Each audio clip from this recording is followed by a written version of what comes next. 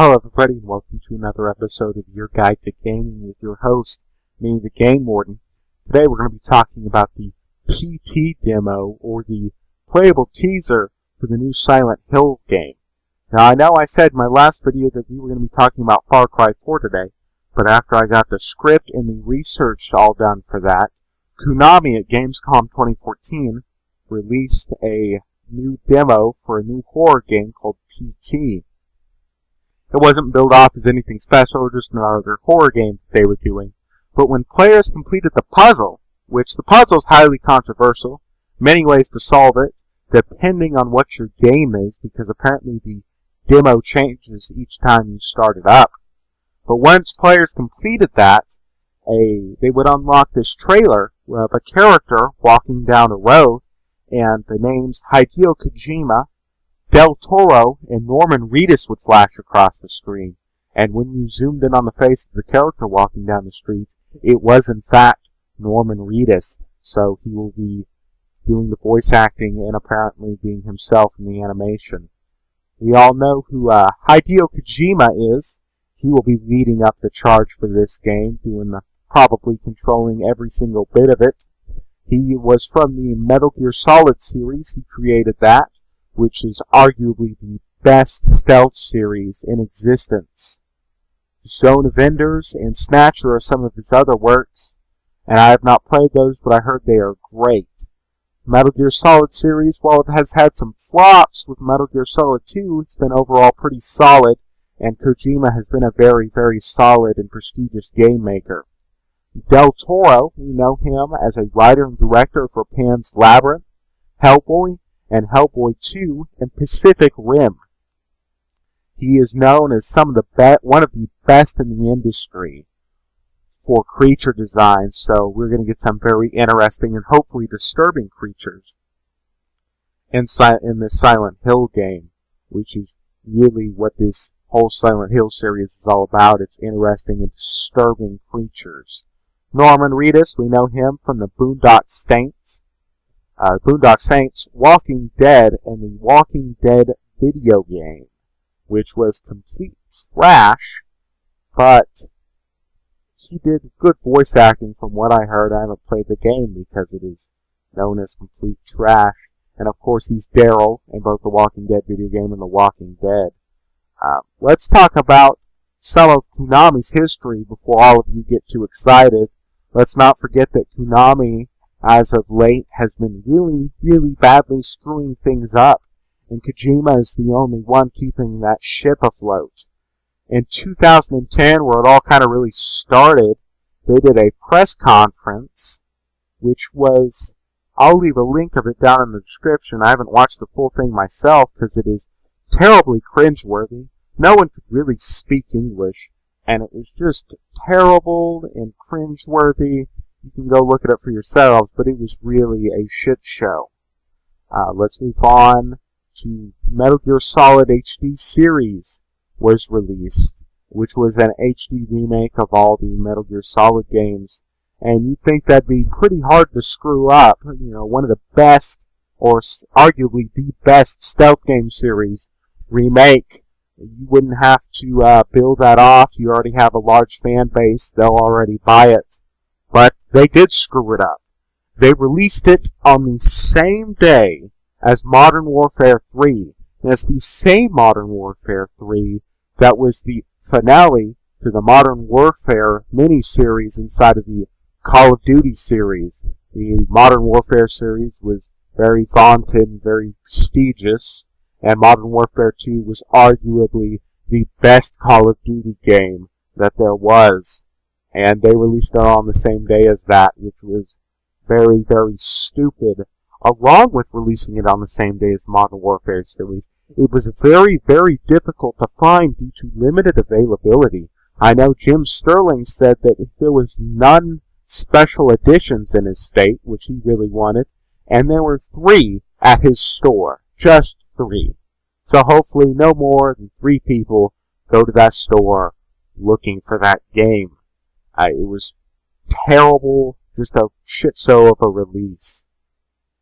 And it made the Snake Eater remake for the one of the PS portable devices, it made that completely obsolete, and no one was going to buy it now, because there was really no point in it, since the console-based version was a lot better.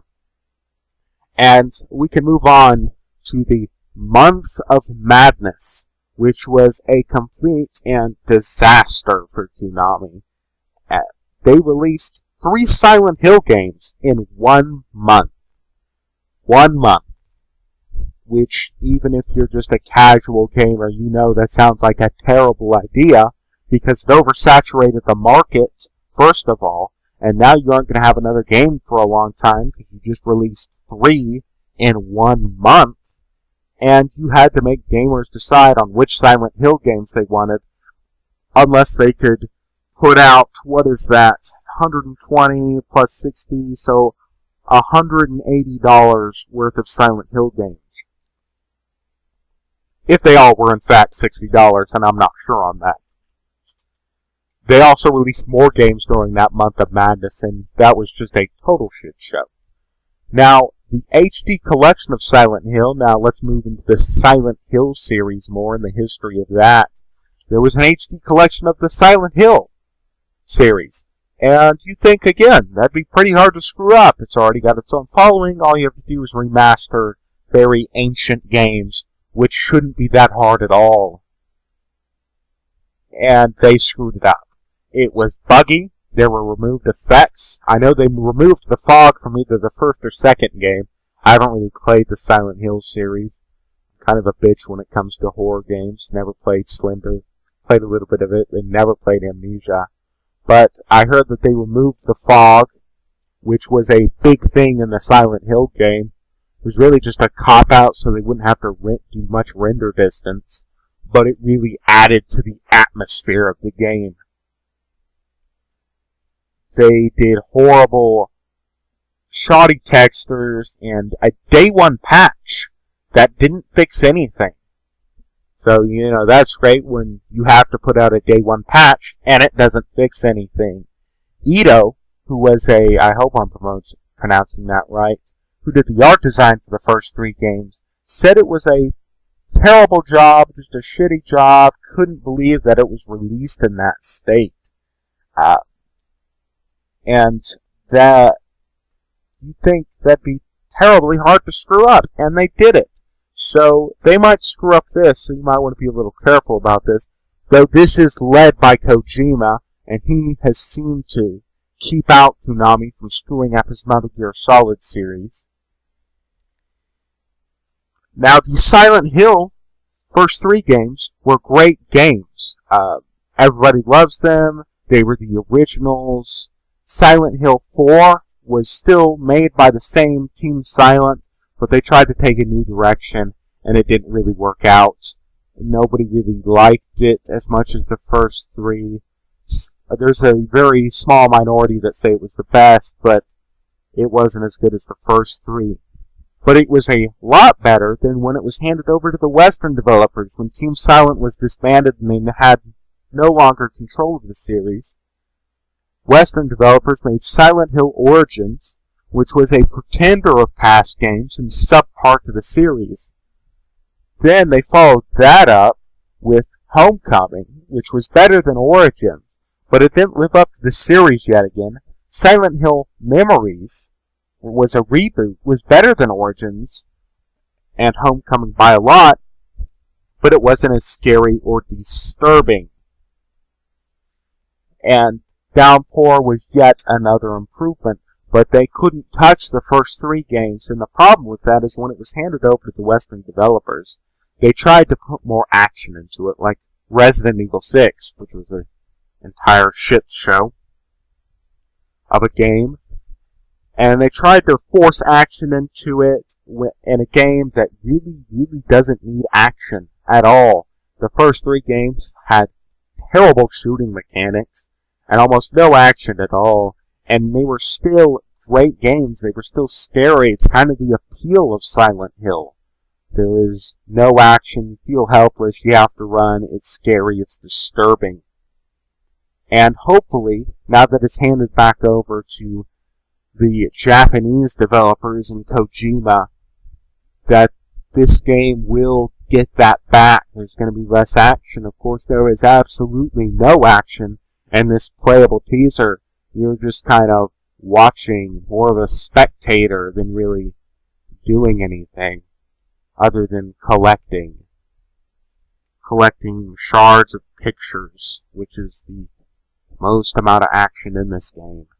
And this playable teaser has caught some flack, and undeservedly so, and I just want to set everyone straight here that the name is playable teaser.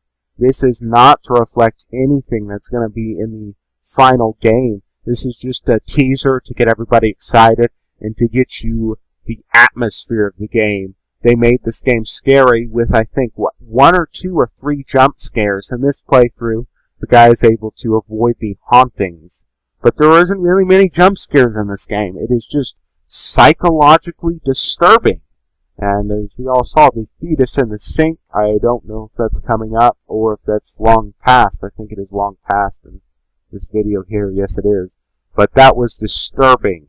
And that's the kind of horror games that I like, not the jump scare where you're only scared for a few seconds, but the really kind of psychological thriller where you're sitting there confused and wondering, you know, what's going on here? Man, that's really disturbing. Which is really what Silent Hill is all about.